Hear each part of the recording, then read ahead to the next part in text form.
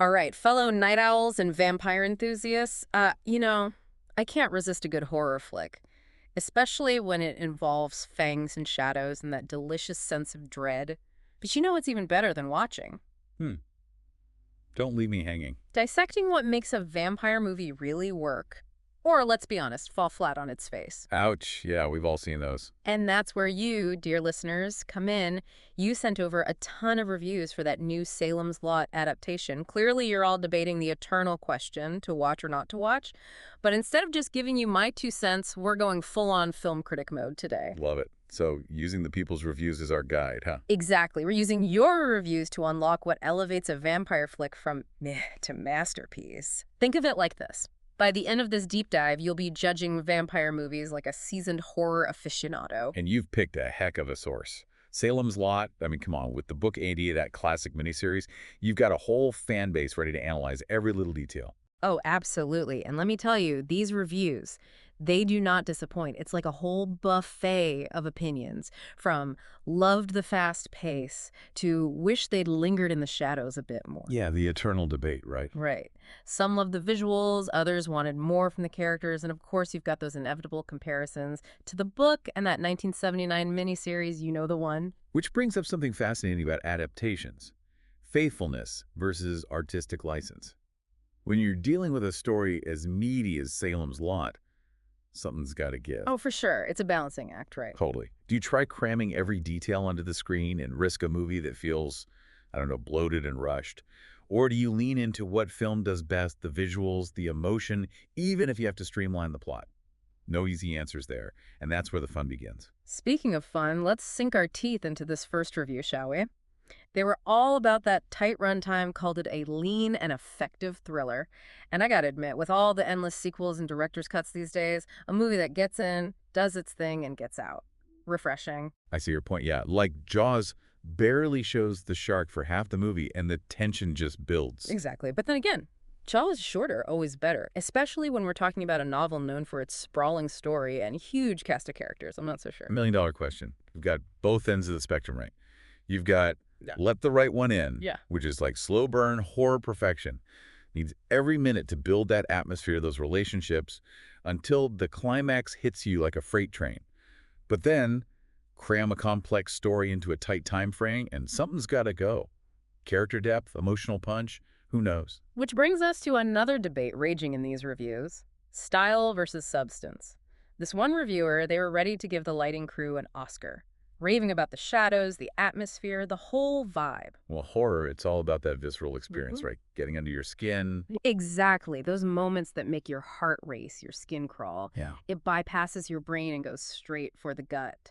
But can a movie be so focused on just the mood that it forgets to tell a good story? Like, will those stunning visuals actually stick with you, or will they fade away like a half-remembered nightmare? That's where visceral horror gets interesting. It's not just jump scares or gore. It's about those deep-seated fears, the anxieties that hit you on a physical level. Think about that feeling when the music swells in a horror movie and you just know something bad is about to happen, but you don't know what. That's visceral horror, and it's about sound, pacing, what's not shown, just as much as the visuals. Oh, totally. It's like the difference between someone shining a flashlight in your face and telling a ghost story around a campfire. One's a quick jolt, the other sticks with you. It's true, a good scare can be effective, but I'm with you, a story's really gotta grab you for it to truly last. And that kind of leads into something else we saw in the reviews: the main character's backstory. Or should I say, the lack of one. All right, someone even called him like a Stephen King stand-in, which, interesting, right? Especially when you think about how King loves writing about these outsiders, battling their demons right alongside the supernatural stuff. Totally. It's like one of his trademarks. Think about it. Carrie White, Jack Torrance, even the kids from it. They're all dealing with some heavy stuff even before the scary stuff starts happening. Exactly, and that's what makes them feel so real. Yeah.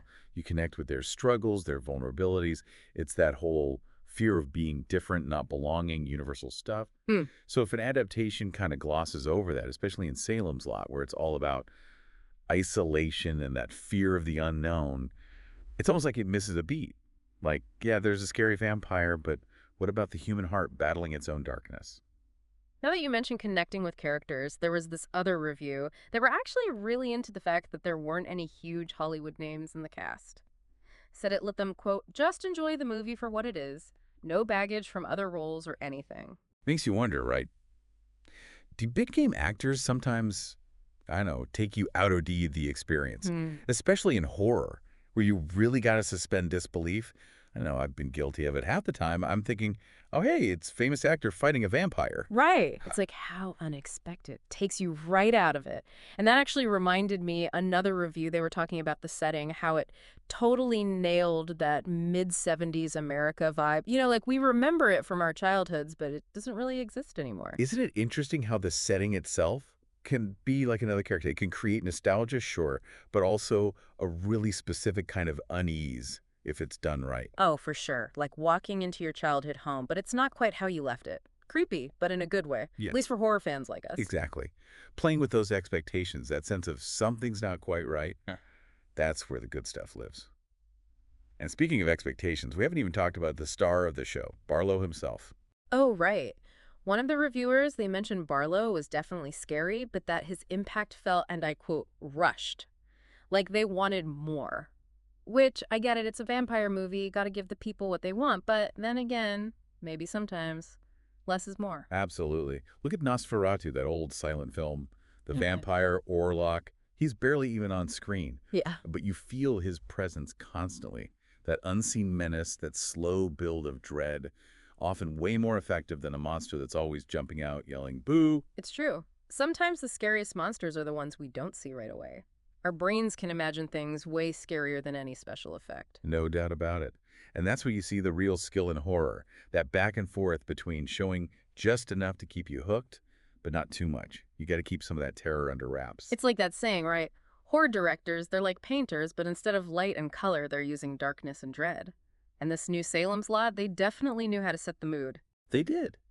And I think what we're seeing from all these reviews, judging a vampire movie, it's not as simple as just good or bad. Yeah. It's about understanding what the filmmakers were going for and whether that worked for us as viewers. Exactly. Like one person's perfect vampire movie might be a total bloodbath, while someone else wants something creepier, more psychological, right?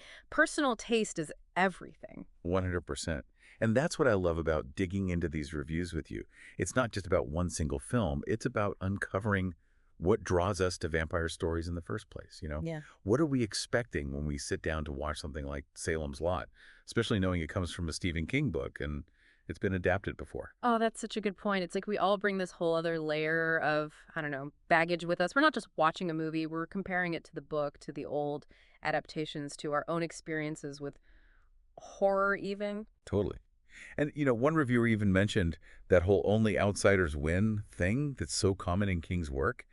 It does make you think, like, even if it wasn't spelled out in the film, does knowing about King's own life, his thing for writing about those outsiders, does that change how we see this new adaptation? It's like we're all detectives trying to find clues and hidden meanings everywhere, even in our entertainment. That's it. And that's what makes art so cool, right? It's a two-way street. Hmm. The creator, the audience, we're all having a conversation. Yeah. And every new interpretation, every adaptation just adds to the discussion. Love that. So next time you're about to sink your teeth into a good vampire flick, whether it's an old classic like Nosferatu, a fresh take on the genre, heck, even that cheesy vampire romance you secretly adore, ask yourself, what's working for ME here? What's not? And most importantly, why?